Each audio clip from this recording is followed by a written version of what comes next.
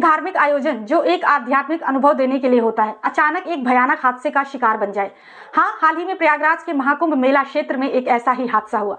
इस हादसे में 280 फूस और बांस से बने कॉटेज जलकर राख हो गए। लेकिन क्या आप जानते हैं कि ये आग क्यों और कैसे लगी, और इससे जो नुकसान हुआ क्या वो सिर्फ आर्थिक है या फिर इससे जुड़ी कुछ और बातें हैं जो हमें सोचने पर मजबूर करती हैं।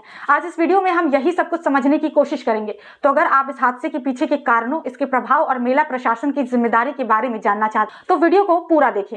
रविवार की दोपहर महाकुंभ मेला क्षेत्र के सेक्टर 19 में स्थित श्री करपात्र धाम और गीता प्रेस के शिविर में अचानक आग लग गई। पहले एक कॉटेज में धुआं उठा, फिर देखते ही देखते आग ने 280 कॉटेजों को अपनी चपेट में ले लिया।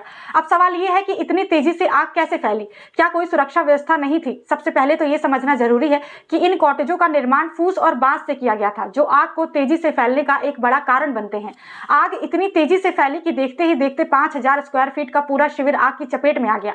इसके अलावा यहाँ रखे 13 LPG सिलेंडर फटने लगे, जो धमाकों के साथ आग को और बढ़ा रहे थे। इन धमाकों से अफरा तफरी मच गई और कई श्रद्धालु झुलस भी गए। आग की वजह से 2 करोड़ रुपए से ज्यादा का नुकसान हुआ। हालांकि मेला प्रशासन ने 40 झोपड़ियां और 6 टेंट जलने की बात की है, लेकिन जिस तरह से आग ने मेला क्षेत्र को तबाह किया, उससे ये साफ है कि सुरक्षा व्यवस्था में कहीं ना कहीं बड़ी चूक हुई थी।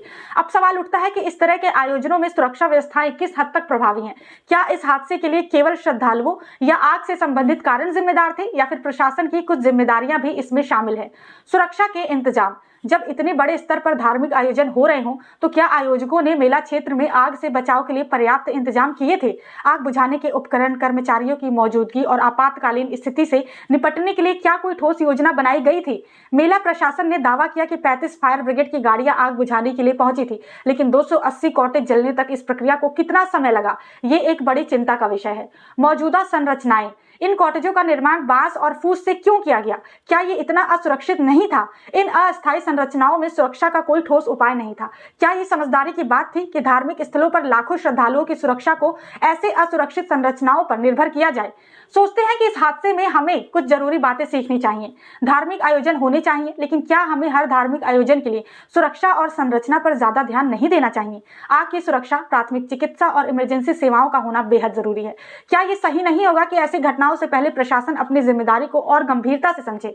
आखिरकार ये हादसा हमें ये बताता है कि धार्मिक आयोजनों में आध्यात्मिकता के साथ साथ सुरक्षा की भी उतनी ही महत्वपूर्ण भूमिका है। अगर हम भविष्य में ऐसी घटनाओं से बचना चाहते हैं, तो हमें मेला प्रशासन और आयोजकों से कुछ सवाल पूछने होंगे। क्या सुरक्षा इंतजाम पहले से बेहतर हो सकते थे?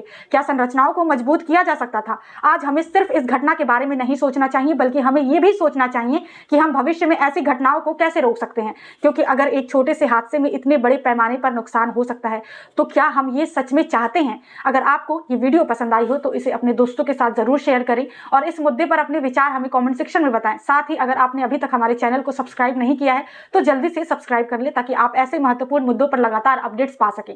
मिलते हैं अगले वीडियो में, तब तक के लिए जय हिंद।